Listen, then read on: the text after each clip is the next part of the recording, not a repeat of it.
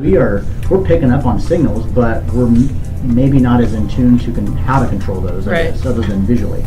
And so when I say practice, it could be anything from just going through some activation phases, and that could be something. I use the example with like mini bands quite a bit, or the slingshot that we put around the knees, and we try to get our glutes to fire up or whatever. So a really, really fun one that I challenge people to do.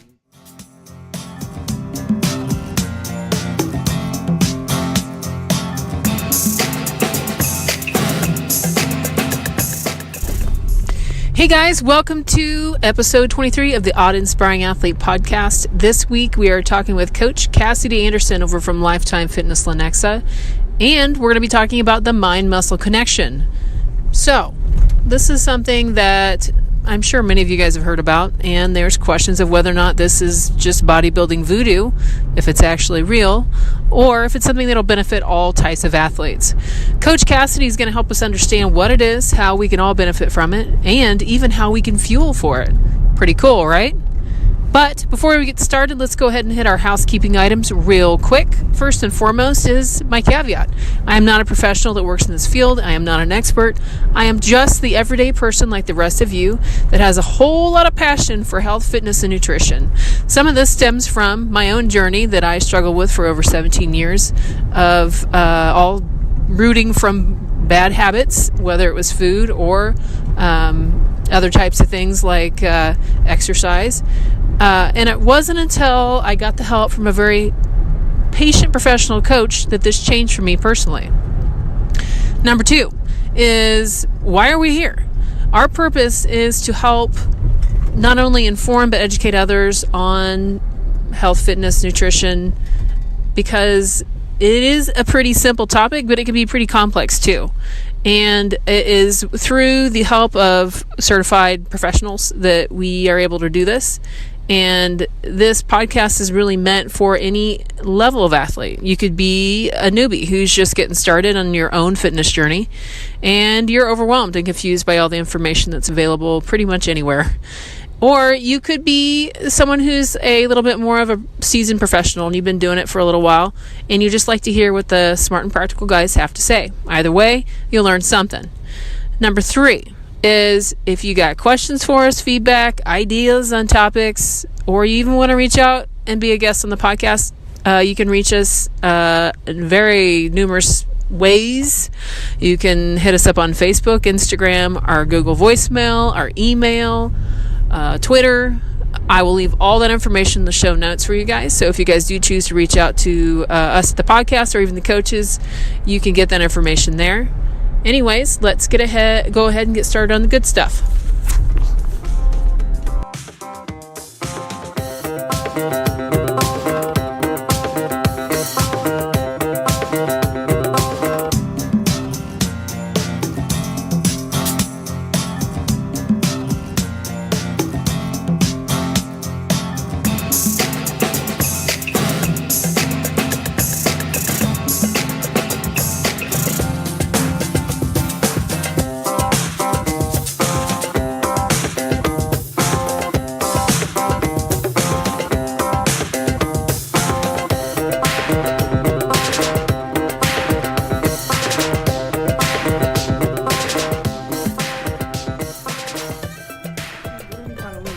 The mind-muscle connection, right? Perfect. And you were chosen because, one, I got to train with you, and I thought you did a really good job of helping me cue and think about how to do things in a more mindful manner. Sure.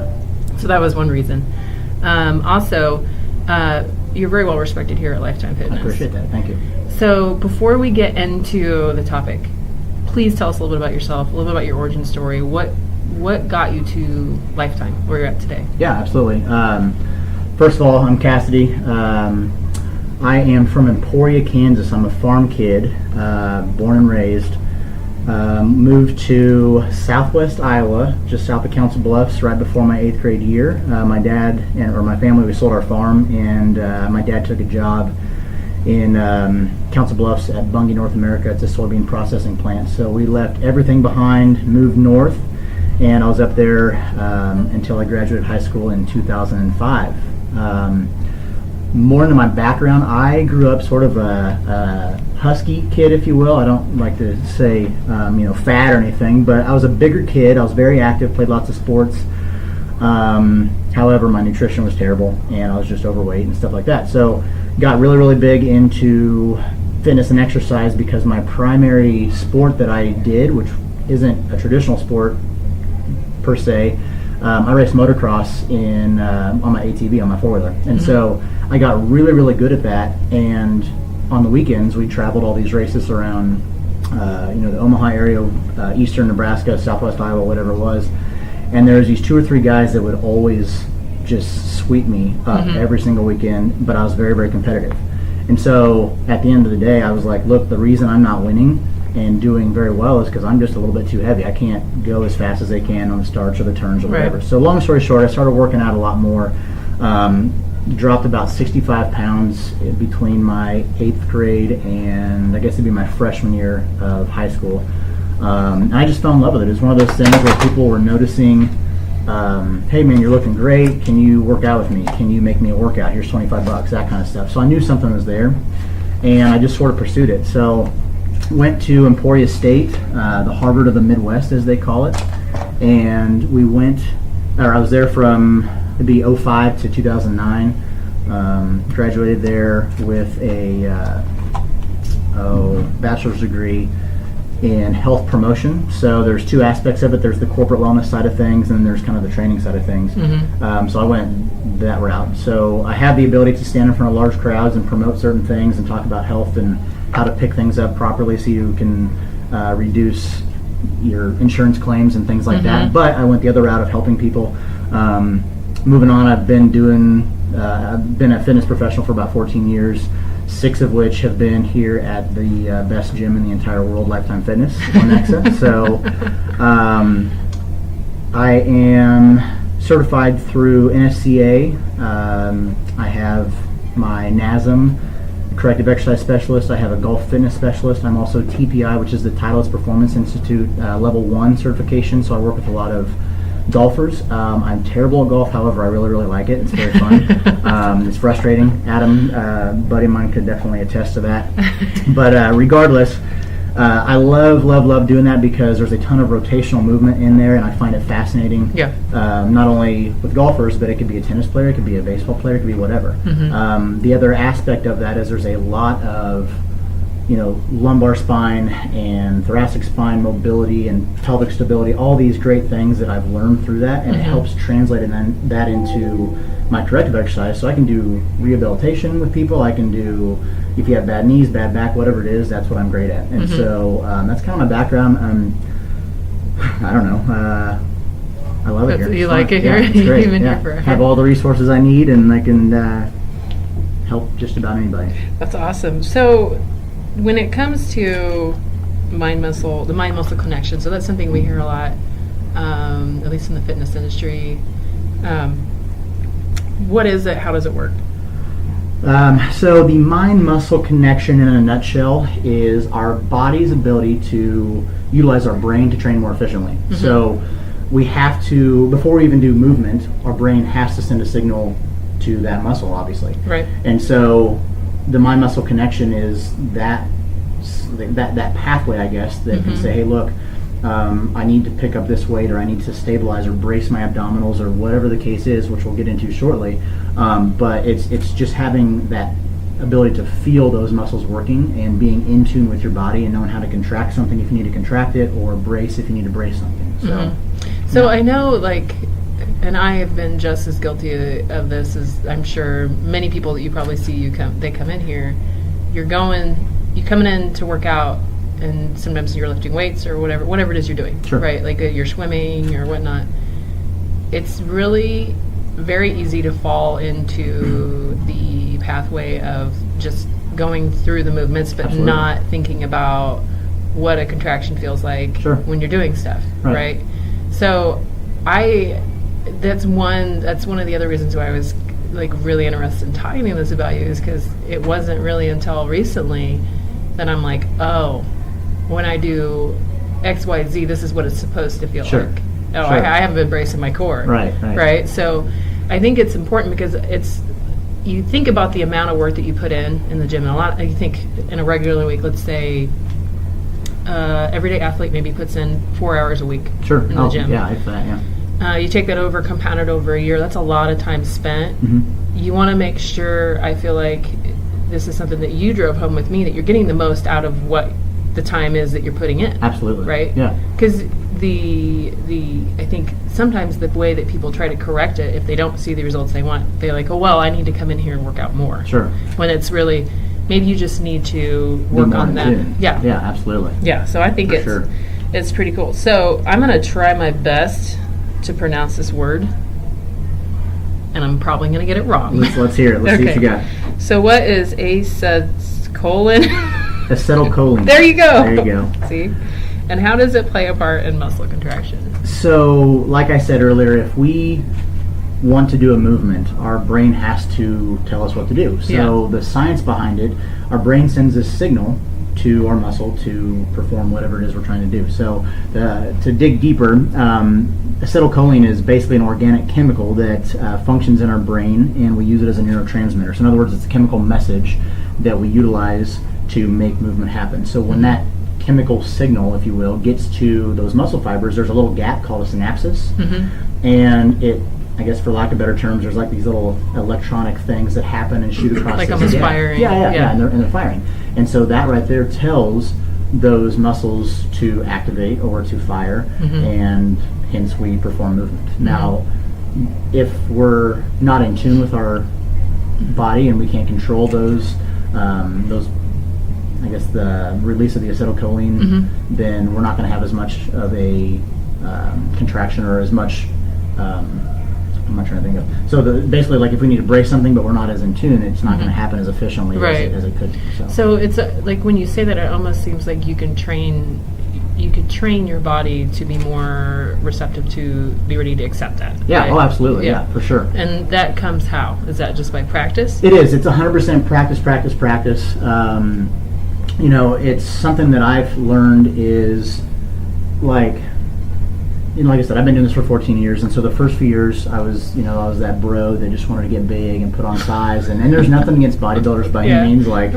There's all different types of athletes. Absolutely, 100%. So, so I just go through the motions, and we're visual learners, so we can see our biceps contracting when we're doing curls, or we can see our chest in the mirror while we're doing flies or whatever it is. So we're picking up on signals, but we're maybe not as in tune to how to control those, I guess, other than visually.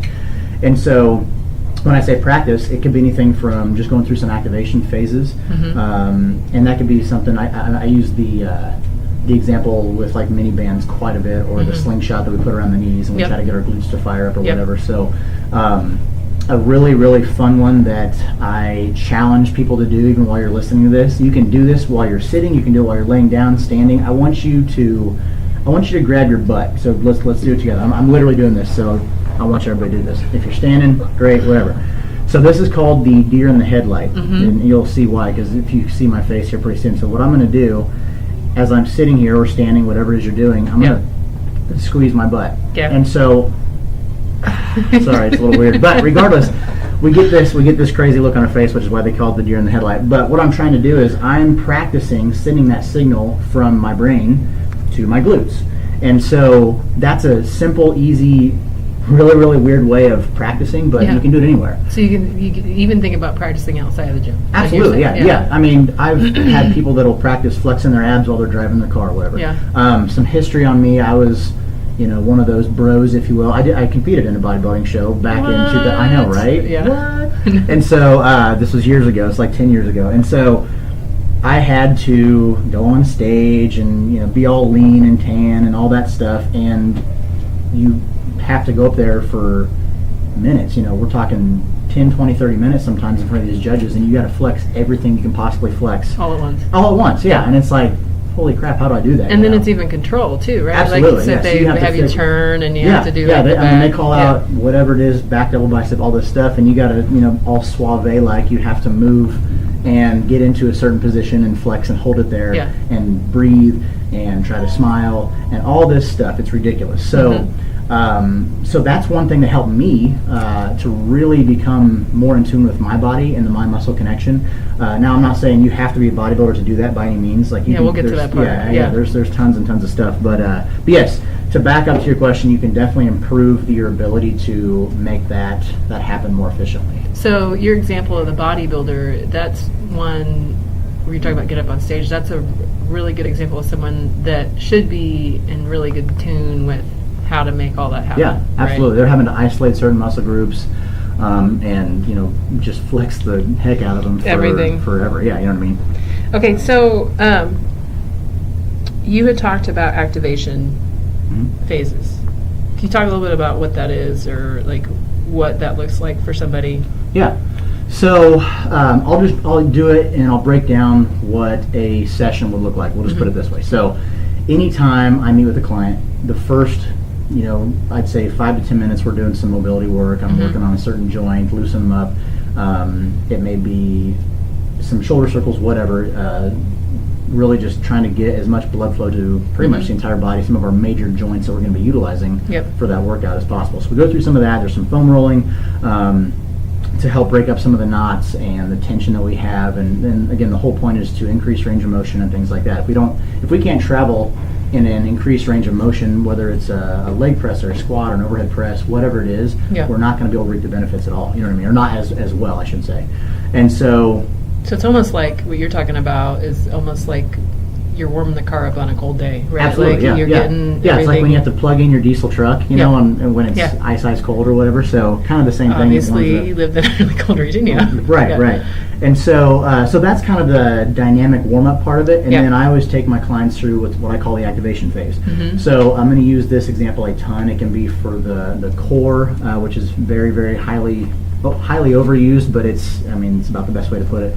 All those little muscles that stabilize our spine and as well as our glutes. So I may spend anywhere from 2 to 6 minutes doing some plank variations where we're actually contracting all the muscles we possibly can through the transverse abdominis, all that stuff. I want you to squeeze your glutes while you're in a plank, all this stuff. So we're trying to really get our neuromuscular system firing on all cylinders, but also it's an extra warm-up. We're prepping those muscles for what we're going to do throughout that workout. Right. A lot of what I do is, like we talked about earlier, the slingshot band or the mini bands. You either put it around the ankle or the knees, and we're doing those side steps or monster walks. And it's always so gratifying when you have someone who's like, well, I've never felt that before. When I do squats, I only feel it in my knees. And they wonder why they have a flat butt and they don't, and their knees hurt all the time. Well, it's because they're knee dominant. We need to teach them how to activate those glutes in this case, to not only improve posture but also to make them ready for the work. And make it safer. So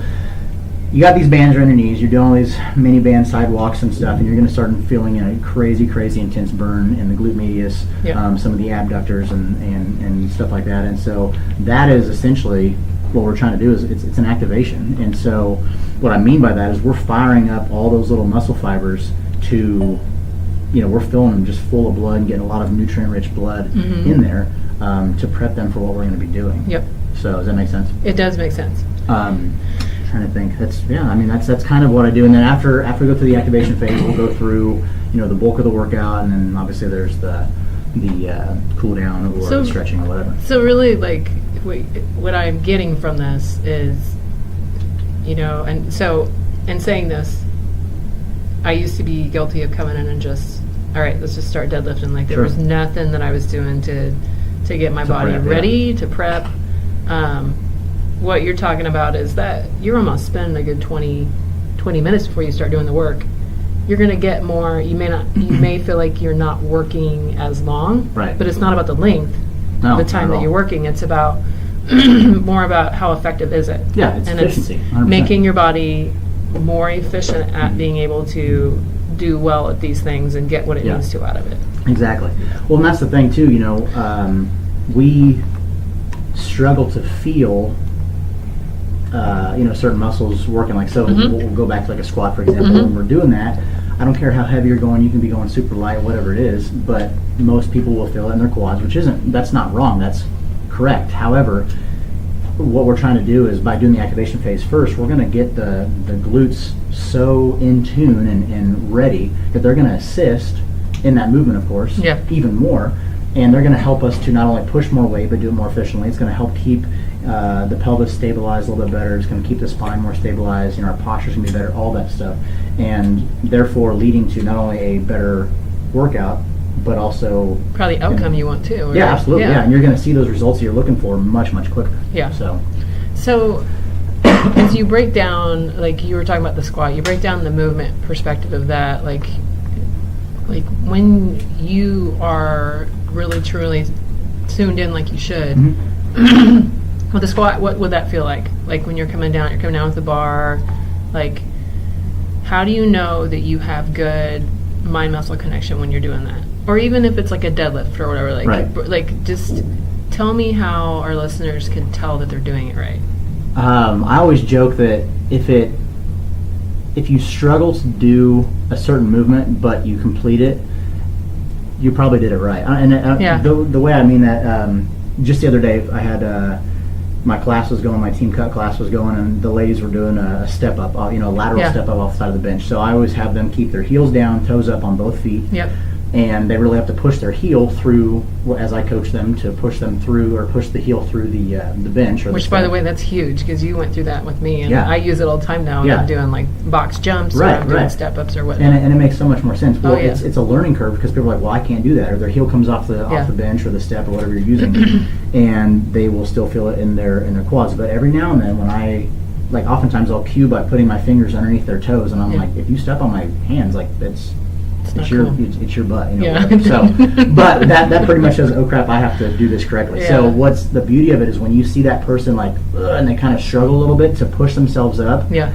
You can tell that they're doing. I mean, they just had this epiphany, like, oh my gosh, that's what it was. And from there on, they almost nail it every single time. Yeah. So in terms of a squat or a deadlift, I mean, you're so warmed up from the dynamic warm up. You're so activated that as you're in that position, and the second you start, I'm going to use the deadlift. As soon as you're lifting that weight, I mean, even an inch off the ground, you can tell right away what's going to be utilized properly, if that makes sense. And so, like I said, it takes practice, but you'll definitely get it. So when we talk about building tension, let's say up in your legs and your glutes, when you're doing a lift like that, is that in itself, when you're thinking about it, is that a form of mind-muscle connection?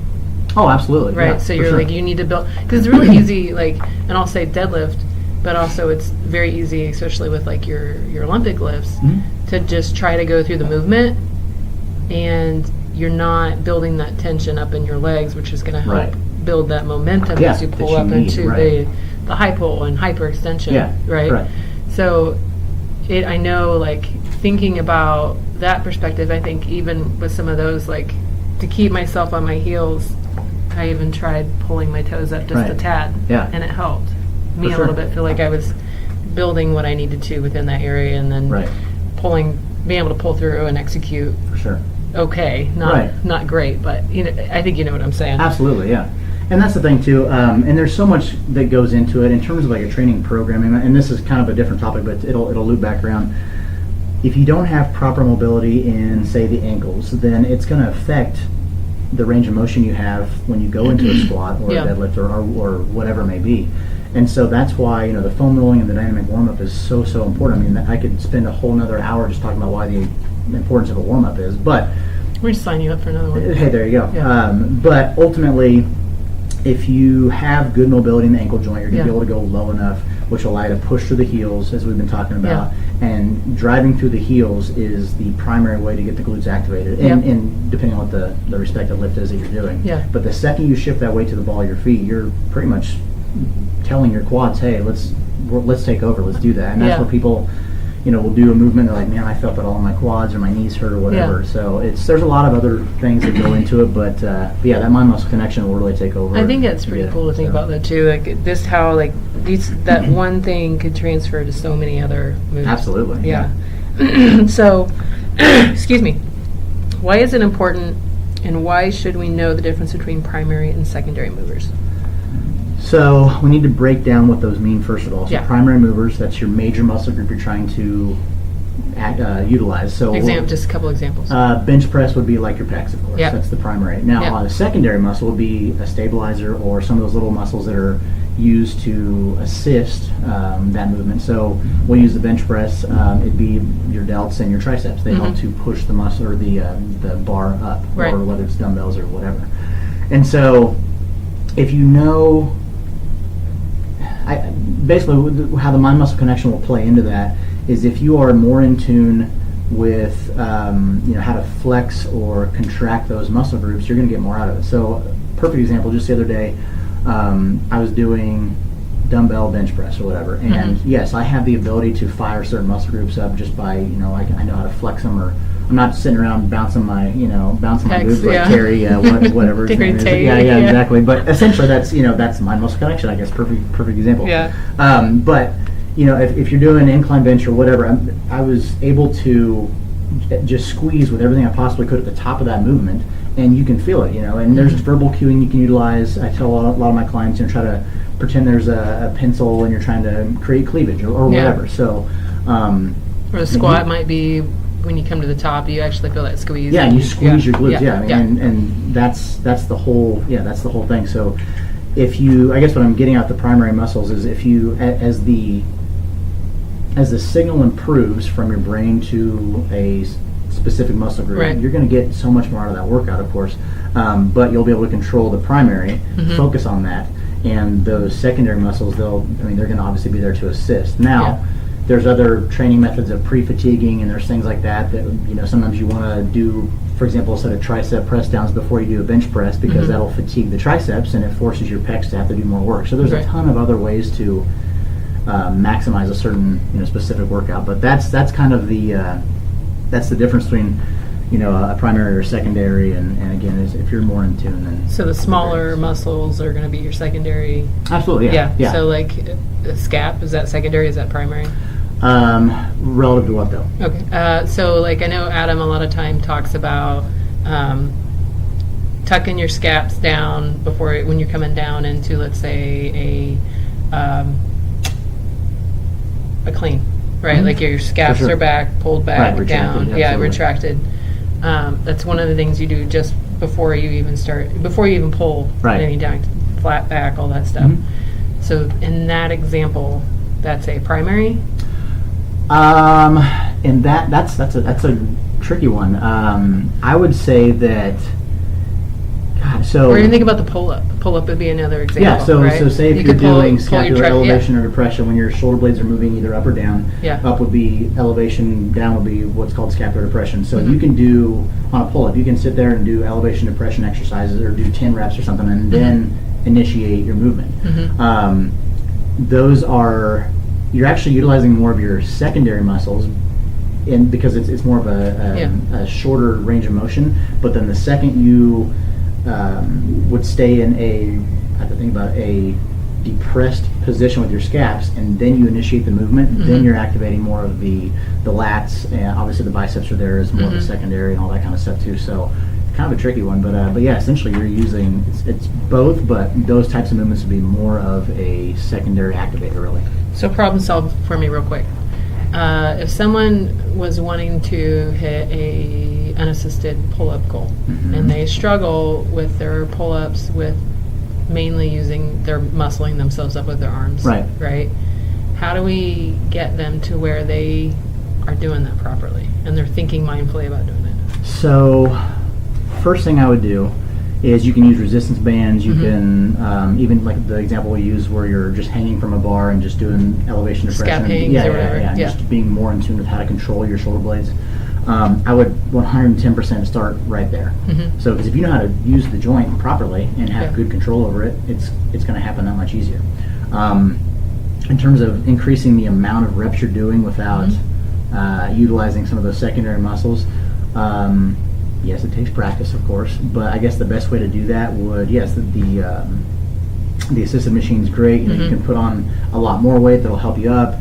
Hold at the top, go down real slow, use negatives is a great way of building strength. We're actually stronger in the negative or the eccentric portion of a movement than we are on the concentric, which is kind of mind-boggling, if you will. Right. But yeah, those are great ways, and then over time, you reduce the amount of weight you're using until you're using your own body weight, and then from there, being in tune with the scap mobility and that kind of stuff and controlling it, like I said, that helps lift you up so much easier, if that makes sense. It is. It's funny because for the longest time when I first started doing pull-ups, so this is before I worked with Coach Venegas, I didn't even know that I needed to pull my scaps down or anything like that. And then it was like which interestingly enough, doing that, pulling those down, helps a lot with your posture too, 100%, right? Absolutely.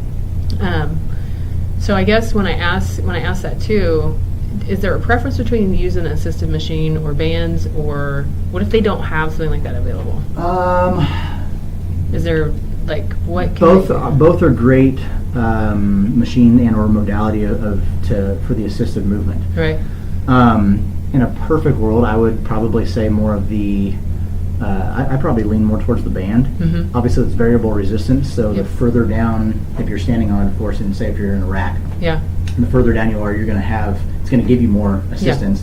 And at the top, depending on where you set that band, of course, then you really have to struggle to get yourself the rest of the way up if you're trying to pull your chin above the bar. Yeah. You know what I mean? So I like using that. Now, if you don't have those big fancy bands, then either go get some or Amazon. Right. They'll deliver it to you. It's incredible. So fantastic. You're right. Yeah, it's the best thing in the world. So, but to answer your question, I like the bands better. Some people really can get a better connection through a machine, an assisted machine. So it's kind of personal preference, but I would definitely go the route of the bands. I kind of feel like, personally, I feel like I get better, I'm more in tune when I use a band. I don't know why. It's weird. Well, and a lot of people, they're like, okay, I'm on an assisted pull-up machine. That means I can't do an actual pull-up, so I'm using a machine to assist me. Where if you're in a rack and you got this band, this really cool big old monster band wrapped around you or your feet, you're like, hey, I'm doing pull-ups. I just have this, you know what I mean? So there's almost a mental. Yeah, exactly. It's like, crap, I'm using a machine. I'm that much closer. It's an assisted machine. Yeah.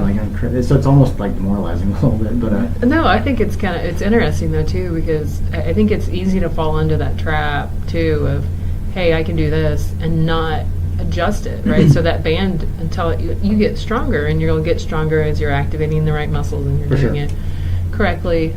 And absolutely, if there's anything you take away from Cassidy on this one, practice is important. I had that conversation with my coach this week, which was, you got to start practicing these things if you want to get better on them. For sure. Is that you could get stuck using the same band. So you got to challenge yourself a little bit, because you'll grow, and you'll probably increase those pathways, how much faster those things are utilized. Absolutely. Right. Oh, 100%. Because you do it. And you'll find like a taller person who, they can stand on the floor and and then they can reach above the bar 6 We inches. have larger pieces of equipment for you guys. Yeah, so either so, and that's the thing. Another way, if you don't want to use a band, another method would be almost like not really a jump squat, but like you're jumping up to the bar and then pulling yourself. I mean, there's tons of other ways. We can use a box. I've seen people use boxes. Sure. So there's lots of different ways, but yeah. Okay, so next section is our true false. So the way this works is I ask you a question, and you have to tell us whether it's true or false. All right. Or it's either, because there's some trick questions in here, and then explain why or why not. Okay. And then once you do that, you get to ask me a question. I got a couple actually. Oh my gosh, I just got a little scared. And then that's pretty much how that works. Okay. Okay, so our question is, true or false? Isolation of muscles and the mind-muscle connection is essential for bodybuilders only, not for strength and performance athletes. Completely. Here's the thing. So I broke this down as I'm looking at this question.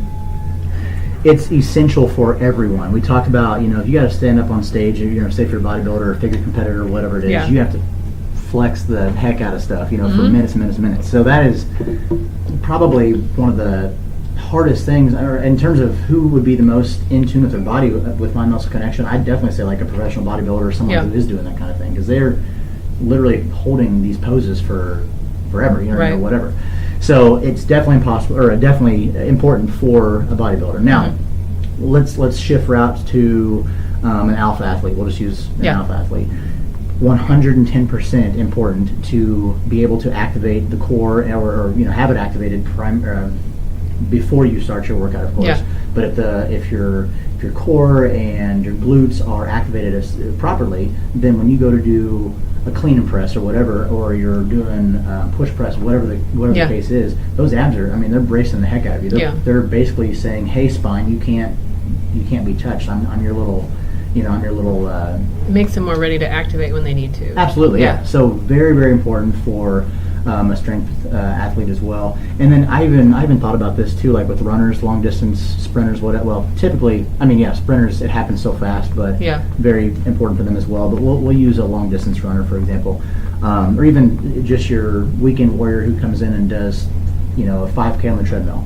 As you're doing that, you can feel if there's a twinge or any pain or something like that going on in the knee, and you can kind of fix it by just adjusting. You can literally roll your foot a certain way so that your shoe or your foot is landing on the treadmill or on the pavement a little bit differently. And if you focus on that, that's the mind-muscle connection. Right. And so it's important for everybody. But with that runner, they can, like, I don't run a whole heck of a lot by any means. It's not for me. But when I do, and I say if I'm outside, then I know, like, if I'm having something going on in my left knee, then whatever, I'll probably make or a right ankle pops or something like that. I don't know. Then I can have the ability to control how my foot lands very, very quickly, and usually it'll go right away. I think it's a really good, It loosens itself up, and you don't even have it anymore. So to answer your question, it's important for everyone. Right. You'll get it's just remember that regardless of what type of sport you do, or what whatever it is that you're training for, utilization of that and working on building those pathways and making it to where it's instantaneous.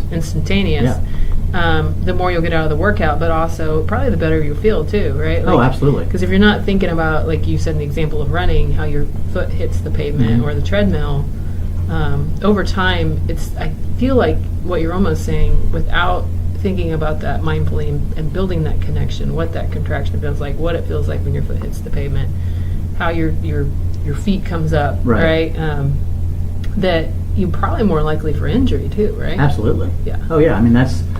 That's a huge part of all this is, injury prevention. And if you have that, if you're more in tune, like we've talked about, then you can brace things quicker, you can activate things or contract things quicker. Your stabilizer muscles will be more, they'll be more readily available to help out with a certain lift or whatever it is. And you're going to help prevent injury. Right. And go from there. So how, before you ask me your question, how do you feel about the use of assistance equipment like belts and stuff like that? I'm really glad you asked.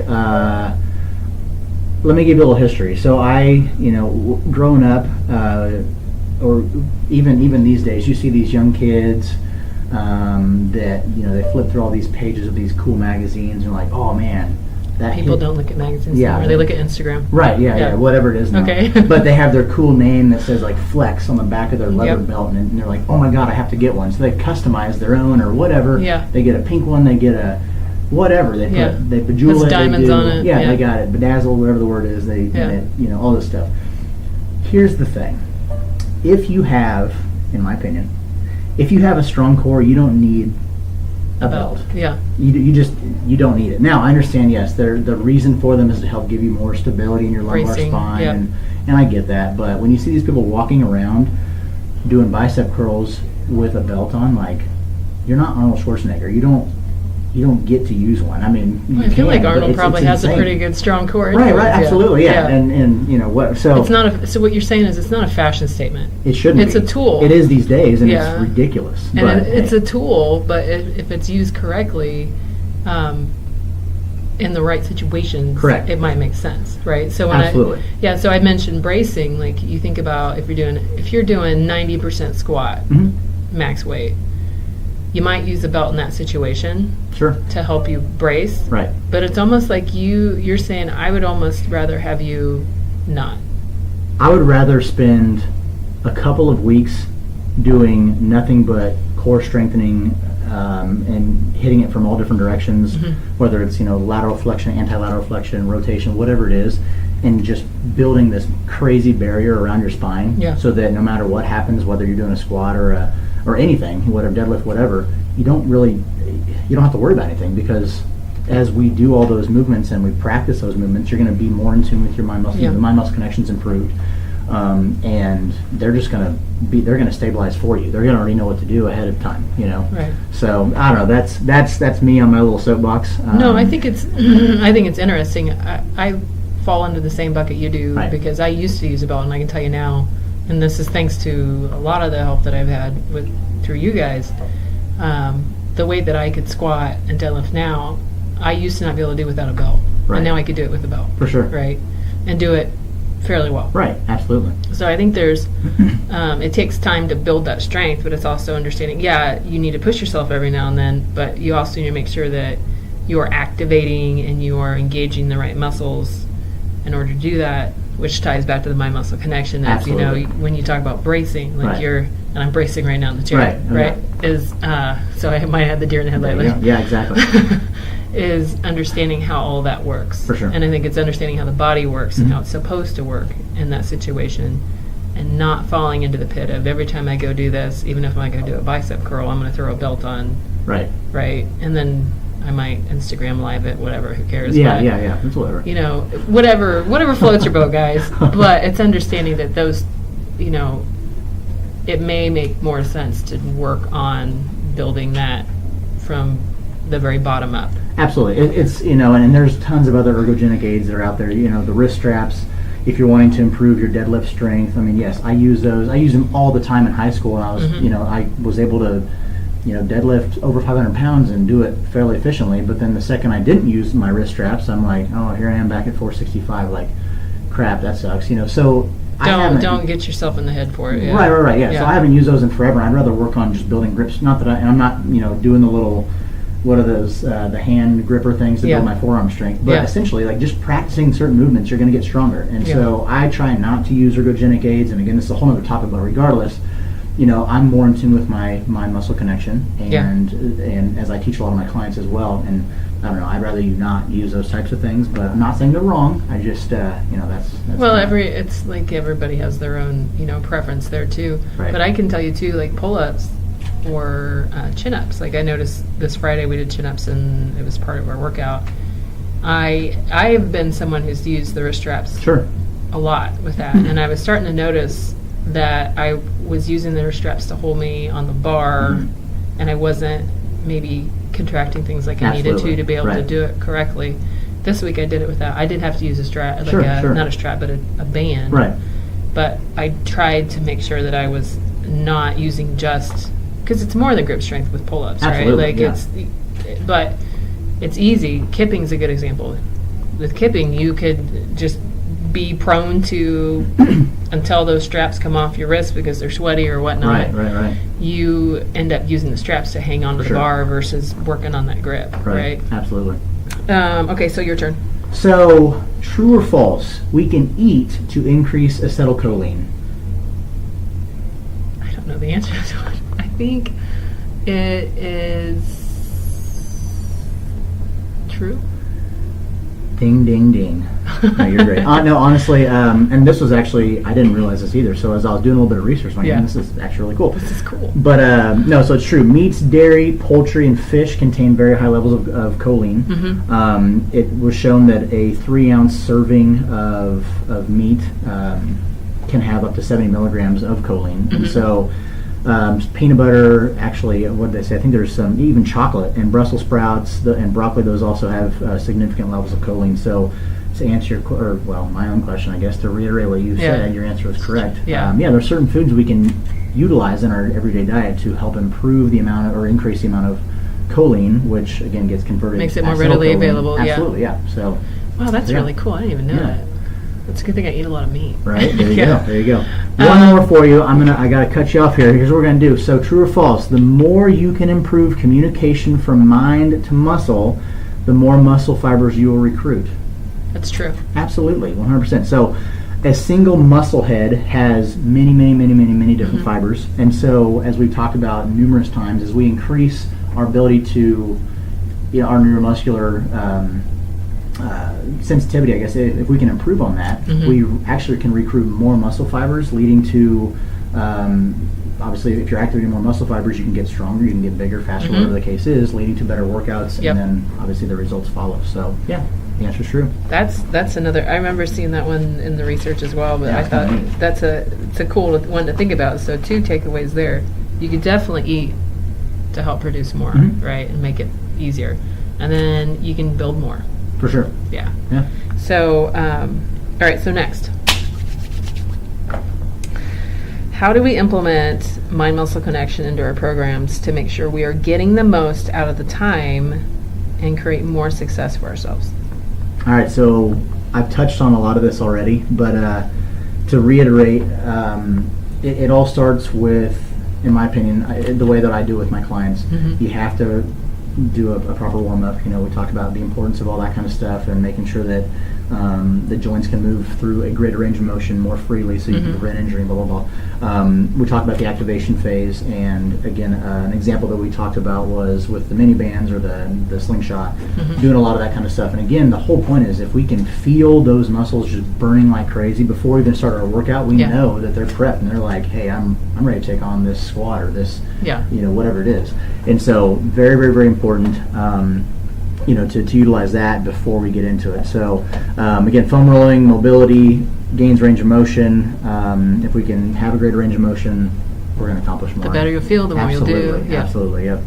Trying to think what else here. So we talked about the deer in the headlights look, because I wanted to really try to bring this home for people who are listening, like how to actually feel it, because oftentimes, like we touched on earlier, we're visual learners, and so we can see everything in front of us or in a mirror or whatever, and so we can, feel those working. We can see our veins popping out or whatever and all that stuff. But it's like, how in the heck do we activate our back? We can't see it unless you got some fancy mirrors or whatever you're doing. And so I like to use that example of really prepping our posterior side before we do rows or a pulling day or however you break up your workouts.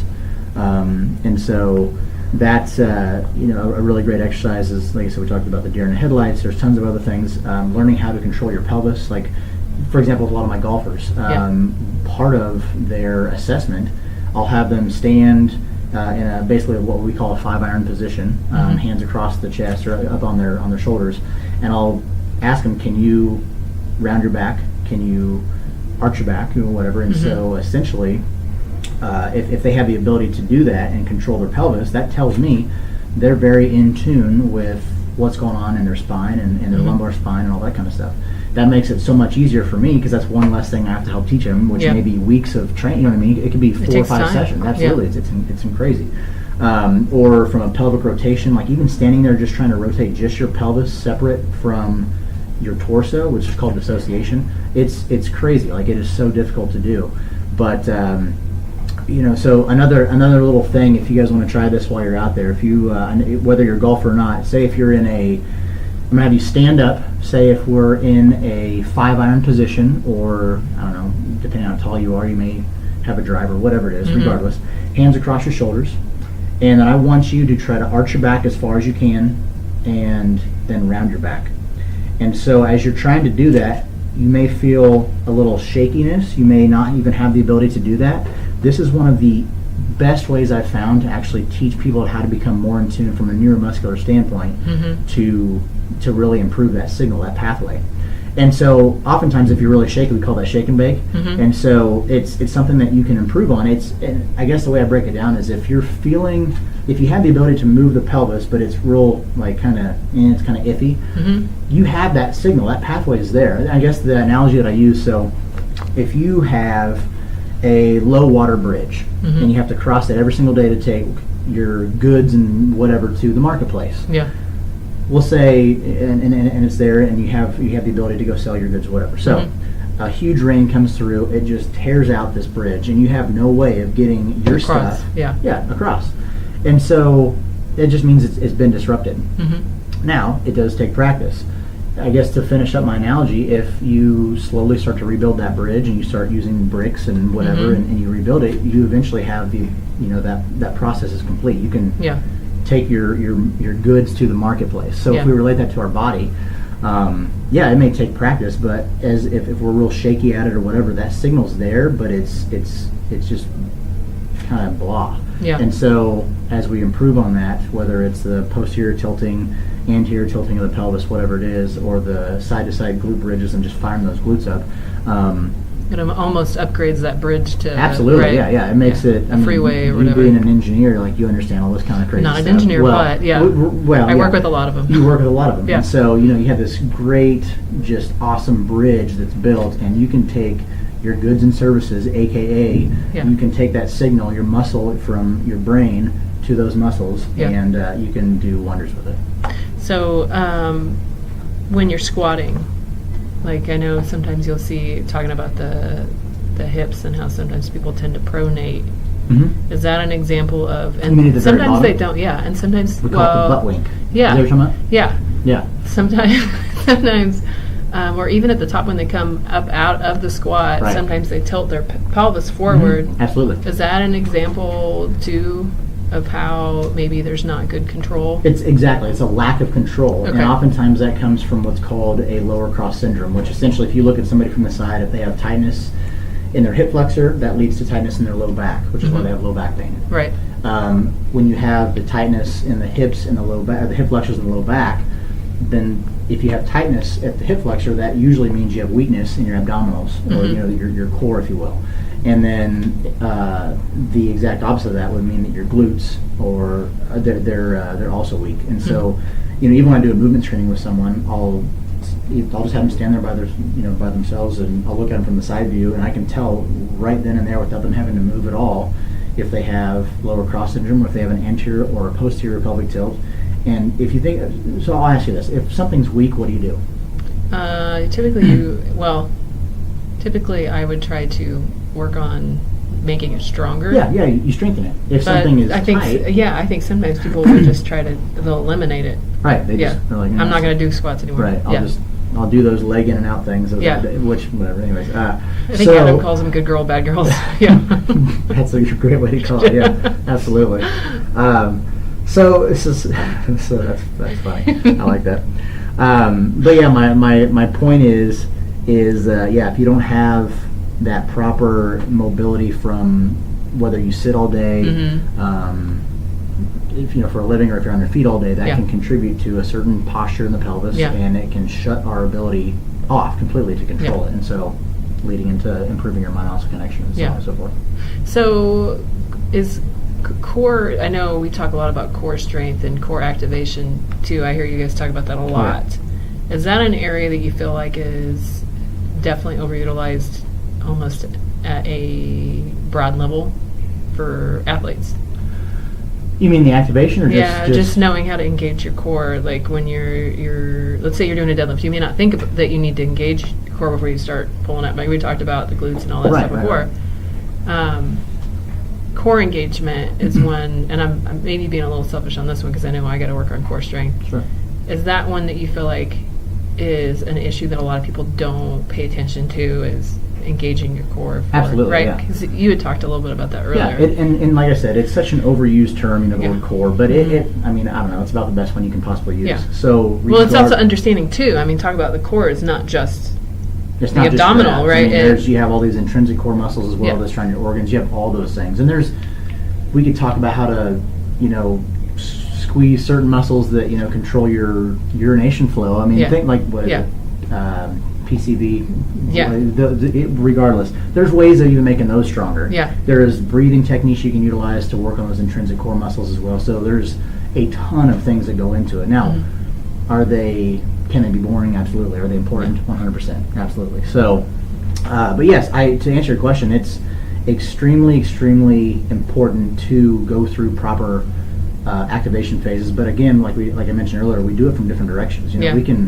Our spine can flex, it can crunch essentially. We can do extension, we can do lateral flexion. Yep. We can rotate, we can do all this stuff. So I always hit it from an anti-rotation, an anti-lateral flexion, all these fancy terms. You're looking at all of it. Absolutely, yeah. And so if you can build this just crazy strong wall all the way around your spine, then and in the process of doing those specific exercises, you're improving your your mind-muscle connection, so that when you go to do a deadlift or whatever it is, they're just going to be there. You know what I mean? So it is extremely, extremely important for that. I know it was surprising to me as I've learned, right? And I talked about this before. I feel like the health and wellness perspective of what you guys do, I feel like it can be simple, but it can be very complex at the same time. Very. But it's also amazing to me how it shows up in different sports, right? Like I didn't even know this until my husband was telling me. So he works with Coach Brandon on swim. Okay. Right. Yeah. Brandon's an excellent swim coach. Very, very, very Yes. good. Talking about core strength, how core activation and core strength is important in swimming, which you wouldn't think it, right? You don't even think about it. No. Yeah, you're like, oh, use your arms and your legs. Yeah, Well, and you're like, what? I just gotta tread water. And it's not. I mean, there's so much more that goes into something like that type of thing than you really think, and you're using and utilizing muscles that you don't necessarily think about, right? Yeah, and to kind of build off of that, again, I'll use a golf reference, I guess, but I'll teach my golfers what's called the kinematic sequence. So I'll have them lay flat on their back, and I'll have them take their leg over the top of the other, and I want them to move their pelvis first, then their torso, and then their shoulder, and then obviously in this case a club would follow through. So there's actually 4 parts of movement, whether it's and again in this case it's a golf swing, but it could be a baseball swing or a tennis swing, whatever it is.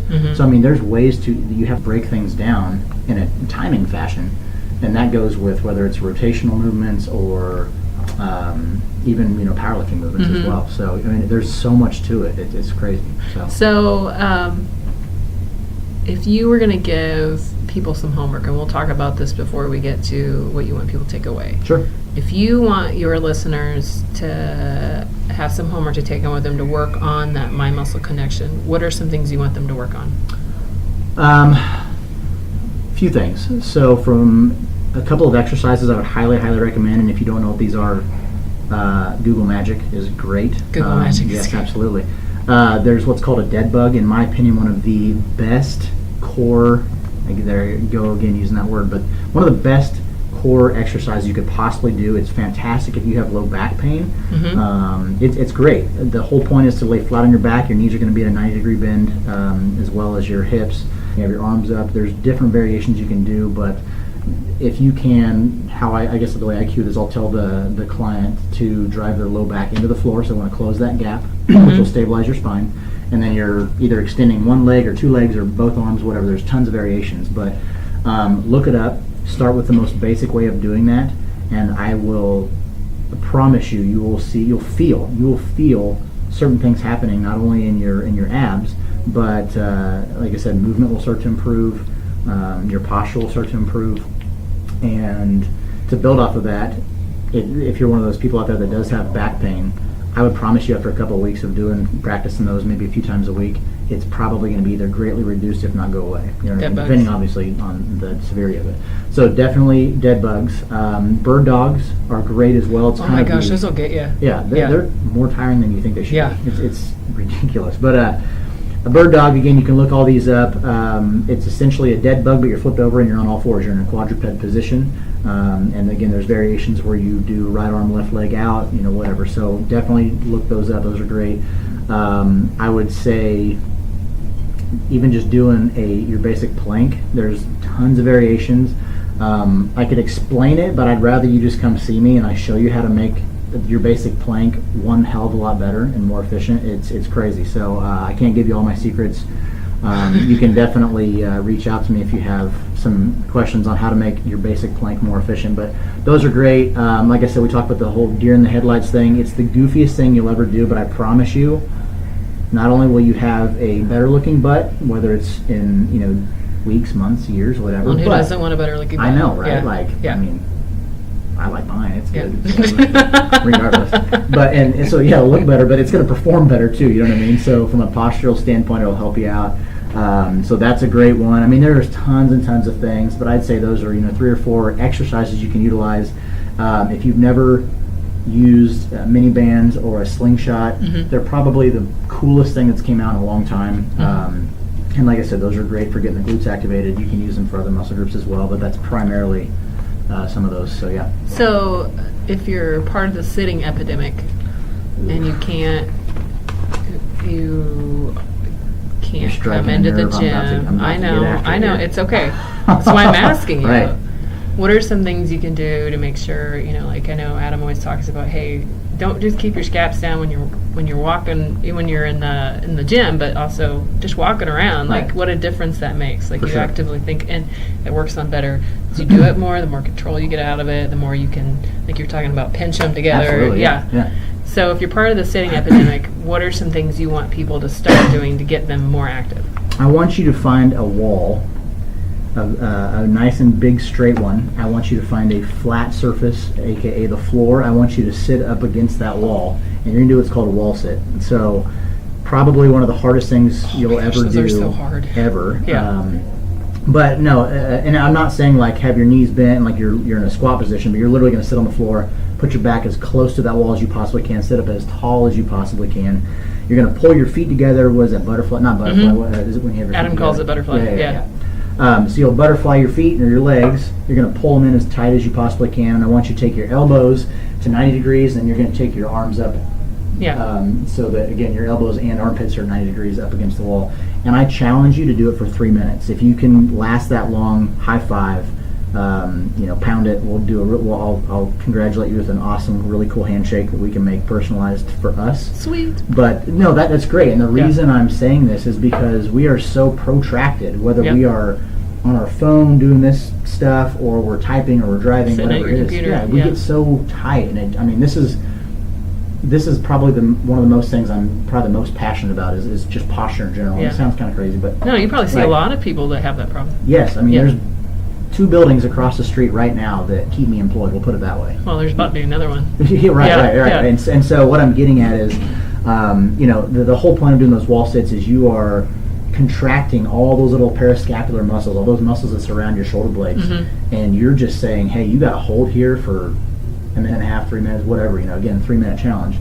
And not only are you doing that and you're keeping your spine stabilized and straight up and down, you're increasing blood flow through your hips and synovial blood or synovial fluid, all that kind of stuff. Like everything is just going to feel, well, it's going to suck, we'll put it that way. But when you're done, when that 3 minutes is up or however long you can go, and you straighten those legs out and you stand up, you are going to feel like a brand new person. I promise you'll sleep better as well. It's the most insane thing I've ever done, one of the coolest things I've ever learned. But I would definitely do those. And just even like your proper or your basic door stretch, go to find a doorway, put your arms up against the frame and just stretch. Or do it in a corner, like you mentioned, people can't get to the gym. Like that is a whole nother hour of talking, but anyways, my point is there are ways to stretch your body out from an anterior side. In other words, the front of you need to be stretched, and you need to focus on strengthening your posterior or your backside. Yeah, because the more you sit, the weaker you're going to get, the more prone. Right. Yeah, and think of all the stress we take home. That's again whole another topic. Man, you just keep signing yourself. I know. I guess here we go. Yeah. That's part 2, 3, 4, and 5. But so what I'm getting at is we have kids, we have deadlines, we have whatever the case is. All this stuff that we deal with on a daily basis. Stress is not good on our body. We exercise is stress, but it's good stress. You put yourself through intentional stress. We do that. But and again, we have to control that too, intensity-wise. However, here we are. We're very protracted. We're on a computer all day. We have deadlines, whatever the case is, and then we probably have to sit between 5:30 and 6 p.m. in our car in backed up traffic. So we're sitting, 75% of the day, we'll put it, if not more. And then we get in bed and we get all curled up at night, and because we want to get all snuggly and whatever, and we're just making it worse. Well, I do. I know what you're talking about. I do it like my most comfortable position is I'm laying on my side. Yeah. And Dr. Matz talked to me about this. And my knees are up to my chest, and I'm curled in like and a it's comfy. Yeah, it feels good. And it feels so good. But guess what? You get up in the morning, you're like, tight, oh, you're Lord, like, what am I? oh why my am I God. 85? Yeah. But I'm turning 32. I'm 37, and I or feel like a. So it's again, there's some great stretches you can do that will help not only open your posture up, but keep in mind as we're doing that. I'm not trying to go to the posture topic necessarily, but that's a great way to strengthen that mind-muscle connection, to wrap this all together. But yeah, think of if you can feel better by doing some basic stretches or doing a wall sit, for 3 minutes a day. That's also a great time to think and just try to relax a little bit. Clear your brain. Clear your brain. Focus on your breath. Yeah. And so if we can help zone out and get some of that negative stress out of our body, we're going to feel better. We're going to have much better recovery after our exercises. We're going to sleep better. Our kids aren't going to annoy us as much, whatever the case is. And the ultimate goal is we're going to have much better workouts. You're going to see those results. You'll feel better. Yeah, absolutely, 100%. Which is totally worth it. For sure. So what are 3 to 5 things that you want our listeners to take away from this episode? Audrey, practice, patience, warm up, try new things, and challenge yourself by setting goals. Okay. So that's, we talked about the practice, and there's different ways of doing it. Patience is key, because I have people that I've worked with for 5-6 years that know how to activate and know how to, they have a mind-muscle connection, but they're like, well, I'm still not seeing the results I want. And it's like, well, we spend 2 hours a week together working on some of this stuff, but then you sit and so that goes back to the postural thing. So it kind of counterbalances everything we're working on. I think it takes time. It does. I think it's a pretty common thread throughout you guys here at Lifetime is you guys talk about you need to practice your mobility at home, whatnot. You may have already gotten it in, but you're going to be, guess what? This is a really hard workout. Yeah. You're probably made a little stiff and stuff later. It's a good idea to maybe do some mobility, or like you were talking about doing the wall sit or something like that. I'm going to step back just a tad. Sure. I know movement indicators are big right now, whether it's posture movement. There's some out there that you clip on your collar and it'll tell you, hey, it detects the movement. It knows that you're slumped forward or whatnot. Or it's, hey, you need to get up and stand because you've been sitting forever. I feel like maybe Cassidy should come up with some kind of app that goes on, something that alerts you that says, hey, the Cass app that he's taken seriously. I am. That wheels are turning. Gets you, hey, do this, do a wall sit. Right. And then a timer says 20 minutes, or not 20 minutes, but 3 minutes. I agree. I think here's the thing. I don't know the first thing about how to do that. I'm sure there's people out there that can say, people. Hey, I do. I know a ton of people. Man, that's a great idea. But no, if you could have something go off every 30 minutes and say, hey, get up, touch your toes, sit against the wall. If your boss walks in when you're in the cubicle and you're doing a wall sit, just say, hey, look, I'm making myself better so I can perform better for you. Just tell them how it is, within reason, of course. But no, that's a great idea. I'll have to kind of work on that. Where I work at during the week, Kiewit, they're big on healthy living, healthy well-being, movement. They implement things into our everyday where, hey, so I want you to 15-minute walk, and it's not mandatory, but it's, hey, get a free 15-minute break. Get up, go walk, right? Some people might go smoke a cigarette. Yeah. Most part, you'll see hordes of people walking all the time. Over where I'm at, the building I'm at, you'll see people walking around the lake, which is good. Yeah. So it's not much different than that. Do a wall sit or do a right. Okay, so when should people get help? Immediately. Don't be afraid to ask for help. Not at all. That's the thing. People are like, oh my God, they have this they're wearing these black shirts, and he's got tattoos, and they're really scary, and all they want to do is sell me stuff, and I just don't want to do it. Or then you have that group of people that are like, I've been lifting longer than you've been alive. Yeah. They're my favorites. Yeah. Because, they know everything, of course, which is okay. Yeah. But again, that's my challenge to them. Come see me. I'm not here to put you in your place. I'm here to say, hey, look, you have a great starting structure. You got the foundation. Let me open your mind up a little bit to actually seeing better results and how to do it more efficiently. Let me connect some of that neuromuscular, basically that facilitation. Yeah, help it build more pathways. Absolutely. Yeah, and so one thing that me personally, I think I'm decent at walking the floor, and I'm a very personable person. I see out there. I'm a pretty nice guy. I don't know. Yeah. But you are. Thank you. I appreciate that. I'm the type that if I see someone doing something not as correct as I want them to do it, I have to be careful how I say this because I'm not trying to be a negative person by any means. But if it's not, if it's dangerous and or they could hurt themselves, whatever, I'll wait till they're done unless it's a serious deal. I'm going to go approach them and just say, hey, look, let me show you a more beneficial way of doing this. And I'd say 85% of the time they're going to ask for more help or whatever. And so, ask immediately. Why try to get in shape before you get in shape? If I can tell you you know, gosh. right? You see what I'm saying? So I'm going with this. Like, if I can That tell one you a gets few me things, so bad. yeah, like I have people, you know, even people who are like, well, before I do my metabolic assessment, I'm going to spend a month running, and I'm just going to really drop those pounds before I do. I'm like, why? You're going to probably be in the wrong heart rate zone. That's, again, another topic. But Right. you see what I'm saying? Like, why put it off? Right. Ask me now. Ask any fitness professional here at Lifetime. We're very good at what we do. We can do this. Yeah. But like, just pick our brain. That's what we're here for. I'm not here to sell you anything. I let my service sell itself. You know what I mean? So just come ask. It's not a big deal. That kills me, because I hear that so much, and you know, it's to the point. Hey, you know, you guys do a week free of class, right? Yeah. Come try it out, right? So many times I hear this. But this is probably the number one. Number two is it's too expensive, which I think you'll hear regardless of where it's at, what the cost is. The first one is, well, I need to get in shape to go do that. And it's like, no, the whole point You go to these classes to get in shape. Yeah. It's Wow. You don't have to get ready We're not for reinventing it, the right? wheel here. You have a coach at your disposal Right. who's going to help you get there quicker. Absolutely. Go ask for help. Right.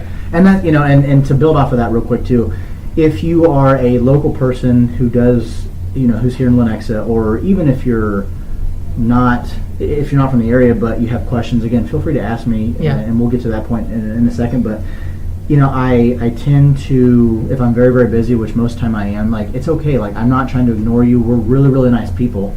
Yes, just, you know, and if I'm not able to help you, I'm going to say, hey, look, so-and-so's right over there. Go ask them. They're going to be great for this. We're gonna get you the help you need, but don't be scared to ask. You know, we're here for you. That's our job, you know. So, whatever. So ask for help. Absolutely. Are there questions I should have asked that I did not? I think you did a pretty darn good job, to be honest with you. Well, thank you. Yeah, I really do. I think we covered a lot of things. I think Resource-wise, what do you use? I know you guys have you guys are really based around education here. For sure, yeah. What are some resources you use? And is there anything you want to talk about that's getting ready to come up for Lifetime? Resource-wise, Audrey nailed it. You know, Lifetime does a great job at helping build our education levels, whether it's from a mobility standpoint, or we learn about supplements or nutrition or whatever the case is. You guys do something every week, right? All the time, yeah. We have 2 mandatory meetings every single week. One's, to talk about business and that kind of stuff and upcoming things. The next one is strictly just education, whether it's we're working out as a group and we're trying to figure out or learn more about how to get the most out of our metabolic conditioning program or whatever. And so we're always learning new things. Me personally, I do read a lot of articles. Yep. Not Shape Magazine. Oh. I know, right? I mean, they have such pretty covers. Or Shape app. I'm sure there's an app for that. Oh, there is an app. Is there? There's an app for everything. My goodness, I'm so out of the loop. It's okay. No, and maybe some of you guys have seen or visited this website. There's one that's called T Nation, and it is kind of, it gets that vibe that it's kind of this bro. Oh yeah. Just but here's the thing. I will promise you, it's some of the best articles you'll ever find out there. Yeah. And I know a couple of the some of the authors on, and they're great. It is very, very legit stuff. Now some of it's like, well, okay, I've known that for a long time, whatever. But they do a very good job, and I use that site a lot for some of my own personal good, but also I can relate that to certain clients that I have that may have similar goals or whatever it is. So that's a really good one. I feel like T Nation's a good one too, because I feel like they will go they're not afraid to go against the grain and push when they don't agree with something. Right, absolutely. Yeah, and a lot of times you'll see articles out there that might fall in line with other articles, it might fall in line with other, For sure. sourced through multiple, right? Like, Right. I agree with what Dr. So-and-so said here on the Shape magazine, which nothing against Shape, again. Love you guys. Yeah. But they're not afraid to say, no, I don't agree. Right. Maybe do this instead. Yeah, I mean, they're flat out, like, they're cussing in their articles because that's how passionate they are about what it is they're talking about. Not for kids. So, not for kids, yes, exactly. Okay. So. Okay, well, thank you. I appreciate it. Yeah, absolutely. You did a great job, and you signed yourself up for more, so perfect. Congratulations. I was joking earlier, I'm not on IG or Insta. or Snapchat, or yeah. I don't tweet, or Yeah. Twitter, whatever Twitter. it is. Yeah, I don't do any of that yet. That is a promise I have to all of you out there listening, and whatever. I will get better at it. I am on Facebook. I'm old school. I don't know. I'm pretty laid back and chill. So usually I let people just come to me or message me and say, "Hey, look, I have questions." But that's the thing. Like, yes, I will get better at the social media side of things. I've just always done a very good job of socializing and here at the gym or whatever, and using referrals. He loves face to face. Yeah, exactly. Yeah. I'm pretty good at it. So, do you have an email? An email address? I do. Yeah, I would say candersen@lt.life. So that's CANDERSEN at lt.life. That's my lifetime one. I have other ones, but whatever. I don't want my phone blown up all the time. So do you have a phone number you share too, or no? Yes, I can do that, I suppose. You don't have to. No, it's fine. Texting is fine. Just tell me who you are. I don't want any crazy photos, nothing like that. But it's 402-677-5961. That's my cell. It's my primary mode of how I run my business, so I have it with me all the time. So if you're ready to work, you have questions, and you're serious about it. Yes, and here's the thing. I challenge any of you listening to this, whether you're local or not.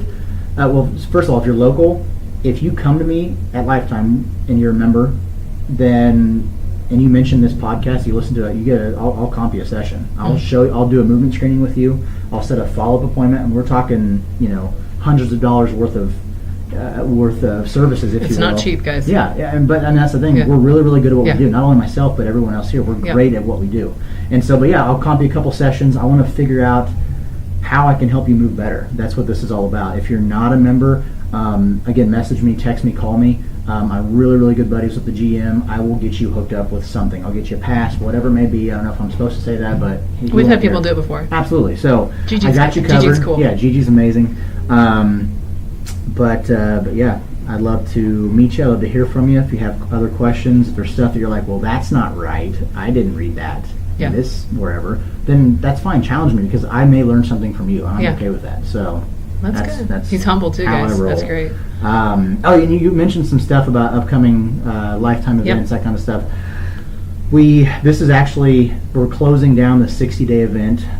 Today is actually the last day for your way outs and all that stuff. So that's great. We have another one starting up in a month or so. We have them all the time, four times a year, basically. The Black Friday's coming up, so there'll be some great things coming down the pipeline for and you guys get awesome deals on gear. Oh my gosh, it's insane. I bought my husband's watch last year. Yeah, it's great. It's fantastic. Speaking of that too, like all of so Lifetime utilizes a lot of Garmin products, and so you can go to not only our Lifetime store and purchase these products, which if you do, you need to use my employee number, which is 119502.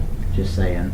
But anyways, it'll kick you out a little bit of a discount. But regardless, all of the prices we have on our Garmin products, they are better than Amazon. A lot of those out there. It's pretty comparable. Absolutely, 100%. Yeah. So that's coming up. Some other things we literally just learned about, and I'm not going to go too into detail with them because I don't want to. He's divulging secrets. Yeah. So don't tell on me, but I guess I told myself regardless. It's okay. It's whatever. So some cool things coming down the pipeline in regards to our team program. We are still keeping it. Don't freak out. But we're going to rename some stuff. So it will, and I don't know all the gist of it. So all I know is from a branding standpoint, it'll be GTX, which is kind of a group training, and then the X kind of stands for sort of a crossover. And so like our team burn and our team cut, those are going to be in one category. And then our Alpha program, which everyone knows about, Love Alpha. It's amazing. Live and breathe it. Yeah, exactly. Yeah. It's really, really grown over the last couple years, and especially in the Lenexa, it's just blown up. It's doing amazing. Our coaches are great with that. So, but they're actually going to have, word on the street is it's going to be called Alpha Metcon or something to that nature. But that's going to be basically our boot camp, and then there's going to be Alpha Strength, I think, or something like that. So again, don't quote me on the actual names, but there's going to be kind of two separate categories. We have our GTX, and then we're going to have more of the Alpha. Those two going there. Again, it's going to be the same great products and services that we've been doing. I will tell you that they're dumping a boatload of money on us. I mean, we're talking millions and millions of dollars investing in our training programs. Equipment, I mean, not only equipment, but we're revamping some of our one-on-one training programs. So we're going to start including a metabolic assessment with your training package. So it's no more just like, hey, you're going to buy 8 sessions. Well, it's not about that. Like, yeah, I'm really good at what I do and I get you in here. Yeah. But I'm only as good as if I know your heart rate zones. Yeah. And so we're going to start packaging that kind of stuff together. Again, I'm probably giving away too much that I'm supposed to, but no, we're going to talk to Jonathan, I think, next week about the metabolic stuff. Absolutely, yeah. And he'll reiterate and he's build the wizard. on. Yeah, he's incredible. So so that's kind of some of the stuff that I know to my knowledge. I'm sure there's more stuff that I probably should know that I just, I get so busy sometimes I don't even open my emails. I probably shouldn't say that either, but I do. Well, there's also so much you can say too. Right, I know. So if I've said too much, then guess what? I apologize. No, it's okay. But no, this has been great. I love this. This is an awesome opportunity, and I'll do it again. It came because I worked out with you once. And I was like, "What? This guy's so smart." Yeah. I'm okay. I'm fairly versed at what I do. We'll put it that way. No, it's good. Okay. Well, everybody have a great weekend, and thank you. Yes, thank you guys. I hope you enjoyed.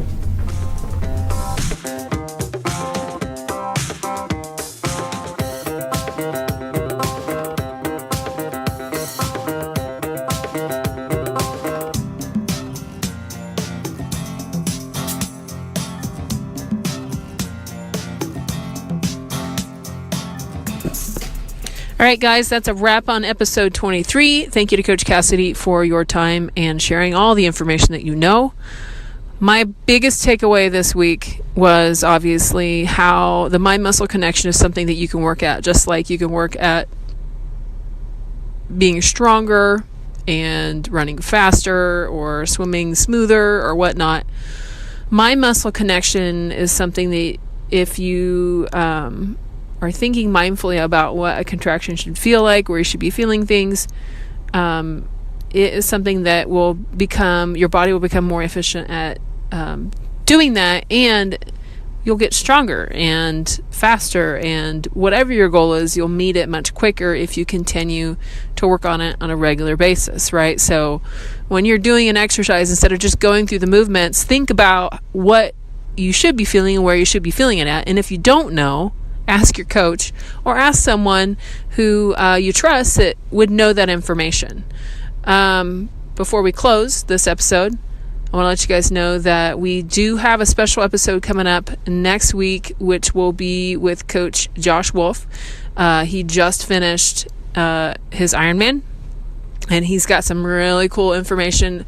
In addition to, he's going to share his story with us about how that went for him this time around. So make sure you guys check that out. It's going to be a really good episode. I'm excited about it. And then we also have coming up after that is we have some tips and tricks coming from Coach Jonathan Pfizer and Philip Butler in the following week. So make sure you guys get that as well. And thanks. Everybody have a great week, and we appreciate you.